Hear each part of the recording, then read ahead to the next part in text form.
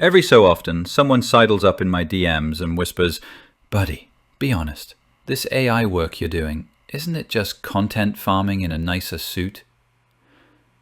And I sit here in my shed in Sydney, and I think, that's not an accusation. That's a plea. A plea to know whether the game is rigged, whether everything they see online is just another racket. Classic content farms were the first respectable criminals in this neighborhood. Picture a digital sweatshop, rows of cheap desks, flickering monitors, writers paid less than the coffee budget, shoveling out articles with all the sincerity of a forged passport. 10 best toasters in 2024. 11 best budget toasters. 13 toasters so good they'll change your life. Same keywords, same structure, same dead smile. The product wasn't information. The product was you, your attention. And they sold it by the kilo to advertisers. Then we invited AI into the room. And suddenly the operation scaled like a cartel that just discovered shipping containers. You no longer needed a room full of tired writers. You just needed a prompt. "Give me 500 inspirational quotes for Monday," you say, and the machine obliges, endlessly, tirelessly, like a very polite hitman who never sleeps and never asks why. The overhead drops, the volume explodes, and the web starts to look less like a library and more like a landfill built from half-digested ideas. You've seen the new crews on TikTok, YouTube Shorts, Instagram Reels. Text-to-speech voices reading out Reddit drama over looping Minecraft parkour, a little avatar leaping over pixelated lava while a robotic narrator confesses, "AITA for eating my roommate's chicken." It's not storytelling, it's money laundering for your boredom. They take someone else's tale, run it through a text-to-speech washer, slap on footage that's been tested to hypnotize restless thumbs, and they cash in those extra seconds you stayed. That's the currency. 60 more heartbeats of your life, siphoned off. Then there are the channels that gut movies for parts. Cropped scenes, sped up just enough to dodge detection, maybe a fake voiceover narrating what you're already watching. No respect for the film, no argument, no critique, just a carcass being stripped on the side of the algorithmic highway. Or the spiritual heirs of those old 5-minute crafts outfits, bright colors, frantic hands, deranged life hacks involving glue guns and bananas and socks that should really call a lawyer. Half of it doesn't work. It doesn't need to. The hack is for their metrics, not your life. AI has turned all of this into a franchise model. Need 100 voiceovers in different accents? Automated. Need subtitles in 10 languages so you can farm outrage internationally? Automated. Need endless prompts for shocking relationship stories to feed the Reddit over Minecraft grinder? Automated. You can build an empire of sludge in a single weekend now, if you're comfortable treating audiences like marks at a crooked casino. And here I am in the middle of it, talking to you with an AI in the loop. So no, the interesting question isn't, can AI be used for content farming? Of course it can. The interesting question is, when does a studio become a syndicate? When does a creative operation turn into a racket on your attention? Tonight, we're going to pull at that thread, the money, the shortcuts, the ethics, and see how much of the web is really just organized crime in prettier fonts. Let me draw you a little scene. Two creators, same city, same tools, same sleepless look in their eyes. One of them runs what you'd call a farm, though it feels more like a casino floor at 3 a.m. Endless slot machines of short clips, trending audio, stolen text, stock footage stitched together like a ransom note. They feed an AI model prompts the way a bookie feeds numbers into a ledger. Give me 300 clips about morning motivation, 50 about breakups, 20 about scandal. Whatever spits out goes straight to the feed, no questions asked. The other creator uses the very same tools. They lean on AI for a rough draft, an image concept, maybe even a temp voiceover when their throat's shot. But every piece they keep fits into a larger design. like a careful thief who only steals what completes the collection. They generate 20 ideas and burn 19 of them because they smell like everyone else's leftovers. They keep the one that feels risky, a little off-center, the one that might flop but still makes their heart rate tick up. Same hammer, different cathedral. Spammy, extractive AI treats content like gravel. Cheap, replaceable, shoveled into the algorithm until something sticks. There is no author in that world, only optimization. No taste, no signature, no fingerprints you can dust. If one video disappears, 50 more will be minted before breakfast. It's fast food for the soul, engineered to be inhaled, forgotten, replaced. And like fast food, it's designed more for the shareholder than for the diner. Intentional creators flip that equation.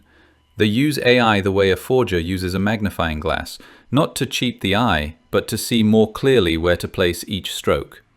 Authorship becomes less about, did you type every word, and more about, who chose what survived? Who had the courage to say, this idea is safe, and therefore boring. This one scares me a little. Let's chase that. AI is brilliant at averages, at the polite middle of the bell curve. But the interesting work, the stuff that lingers, lives out on the edges where somebody has decided to be too much of something. I can hear the objection already. If AI touched it, it's a content farm. I understand the paranoia. We are drowning in grey paste right now. AI-generated sludge plagiarized from real people, smoothed into generic paragraphs, wrapped in thumbnails stolen from whoever did the job properly. Suspicion is a sane reaction. But to say all AI-assisted work is a farm is like saying every camera operator is a spy because some bloke bolted CCTV to his garage. Same device, very different sins. So how do you tell the difference? I'd argue it comes down to a few quiet questions. First, intention. Is this creator trying to actually say something, or just harvest your clicks like sugarcane? Second, transparency and respect.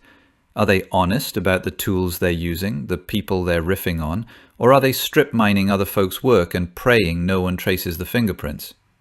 Third, craft. Did they edit, rewrite, throw drafts in the bin, bring their own scars and humor to the piece? Or did they just hit generate, copy-paste, and walk away? And finally, risk. Are they prepared to make something that could tank because it's genuinely theirs, not just a clone of yesterday's hit? Farms flee from risk. They cling to whatever already prints money. Artists, even the morally complicated ones, are willing to bet on something new. So no, not all AI content is a farm.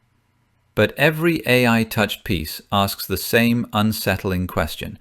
Who is really in control here? The tool, the metrics, or a human being stubborn enough to say, this is what I meant to make, even if it costs me? All right, let's come down from the balcony and walk the floor for a minute. You're scrolling at midnight, lit only by your screen, thumb moving like a nervous tick, and you wonder, is this a farm or an actual human being talking to me? You don't need a lie detector, you just need a little checklist. Think of it as a street test for content. Who's offering conversation and who's running a con? First, originality. Not in the grand, never-before-seen sense. Those days are mostly fairy tales anyway. I mean, does it feel like a copy of a copy? Like a bad photocopy with the ink running out? The same text-to-speech voice, the same Minecraft parkour, the same "you won't believe what happened next" hook you've heard 50 times today. That's a farm pattern. Real substance usually has a fingerprint, a weird little story, an angle that shouldn't work but does, a tone you could recognize even with your eyes closed. Second, care. Ask yourself, did someone bother?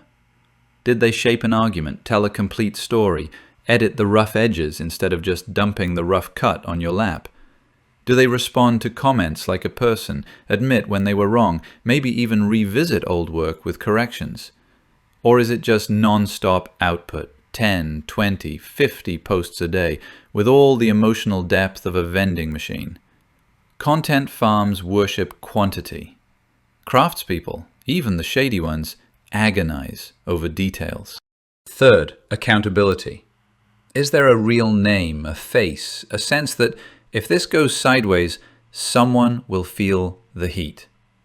Farms hide behind faceless brands and anonymous channels. When nobody's on the hook, you get plagiarism, nonsense dressed up as fact, and absolutely no remorse. When someone's name is attached, when they might run into you at the shops one day, you tend to see more corrections, more humility, more humanity. Fourth, value. After you watch or read something, sit with this. What did I actually walk away with? A thought that lingers, a proper laugh, a skill, or even just the sense that someone put into words what you've been feeling? Or was it just a cheap dopamine flicker that evaporated as soon as you swiped? Not everything has to be profound, but there should be an exchange. Your time, their offering. Time for nothing is the farm's favorite deal. Now, why is it so hard as a creator to stay on the right side of that line? Incentives. The platforms pay you in money, in reach, in that sick little hit of validation, in direct proportion to how long you can keep people staring at the glass rectangle. Ad revenue, brand deals, creator funds, they all quietly nudge you toward more, faster, cheaper. One day you wake up and realize you're not making things you believe in, you're managing a digital plantation, measuring your worth in impressions. I've felt that pull myself. There are nights where I sit out here in the shed and think, what if I just let the AI spit out 5 clips a day and stopped caring if any of them meant a thing? Tempting. That's how you hollow yourself out and call it success. Resisting that means choosing constraints, on purpose. Maybe you publish less often, but you revise harder. Maybe you set a few rules that actually cost you. No recycling other people's work without real credit. No topics you'd be ashamed to discuss with someone you respect. No trends you secretly despise. You let AI handle the boring parts, drafts, captions, translations, so you can spend your limited energy on the only thing the machines can't counterfeit yet, your judgment about what matters and how you want to say it. The internet we're building right now is going to outlive us. Long after we're gone, some curious soul, or some indifferent crawler, will sift through these ruins and see patterns in the dust. Here, the farms, endless loops, no names, no risk, no love. There, the odd pockets where someone still cared enough to bleed a little into what they made. So as you scroll and as you create, ask yourself, are you hunting your audience or walking beside them? Because the moment you start seeing people as prey, attention to be trapped, tricked, processed through a machine, you become something else. The rackets get bigger, the tools more powerful, and we tell ourselves it's just business. But history doesn't remember the algorithms, it remembers the monsters. And the monsters are always the ones who forgot that the people on the other side of the screen were never meant to be food.